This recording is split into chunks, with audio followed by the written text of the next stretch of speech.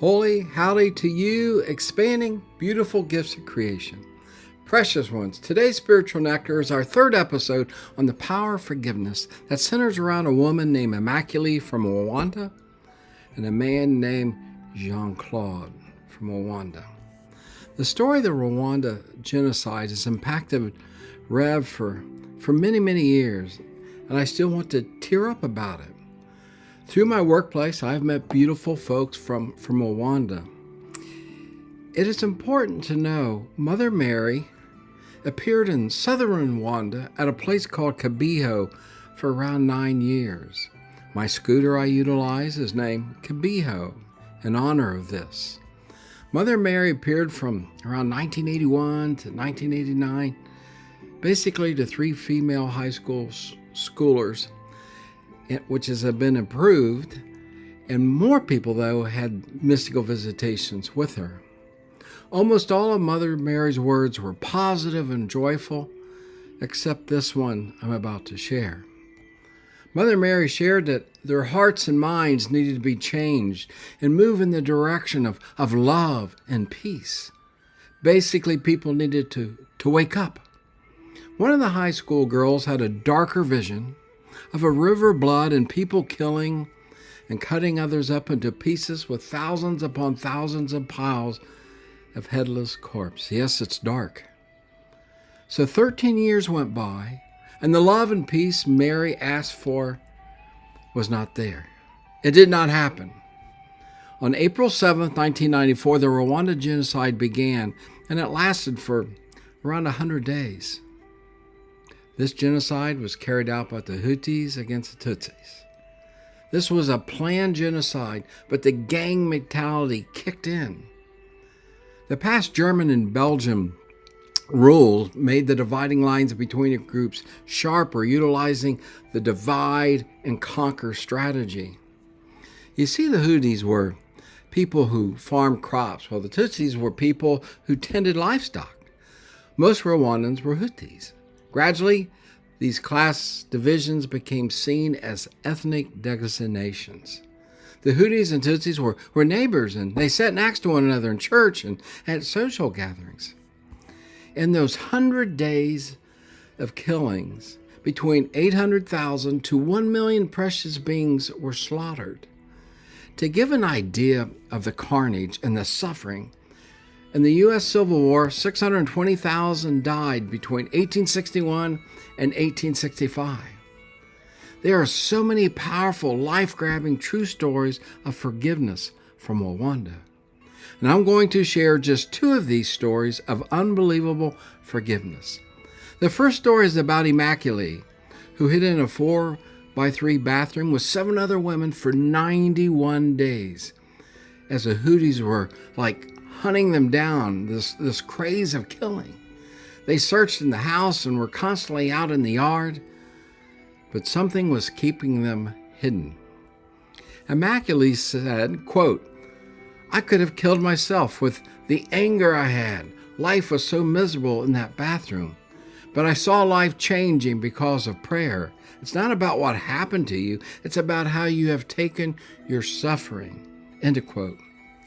When she left the bathroom, she found out her mother and father and 2 brothers had been brutally murdered. Immaculée has said, quote, "Holding on to anger, you can grow obsessive." End of quote. Immaculée has shared many times how, locked in that bathroom, she wished she could kill every Hutu she ever saw. After the genocide, Immaculée came face to face with the man who killed her mother and one of her brothers. During months of physical, mental, and spiritual suffering, Immaculée was still able to offer the unthinkable, telling the man, "I forgive you." There are other layers of forgiveness to this genocide, like the world knew this was going to happen and did nothing. For example, the Canadian General Romeo Dallaire, who commanded the small UN observing force, they were bringing the peace agreement before this genocide to this country. And this general heard that the Hutus were planning genocide in January of 1994. He informed the higher-ups at the UN, but was not permitted to act.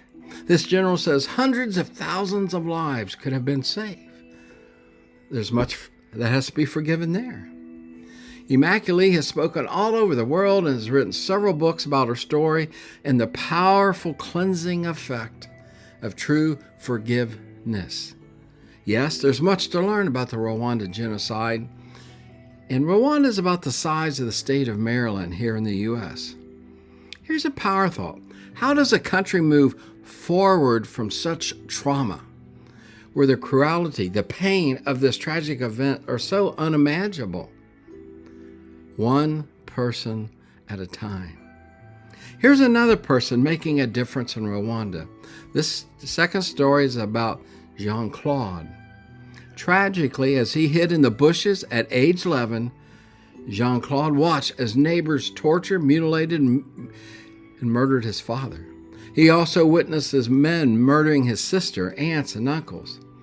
His mother was beaten but not killed. She has lived with mental disabilities from the trauma of the event from that day on.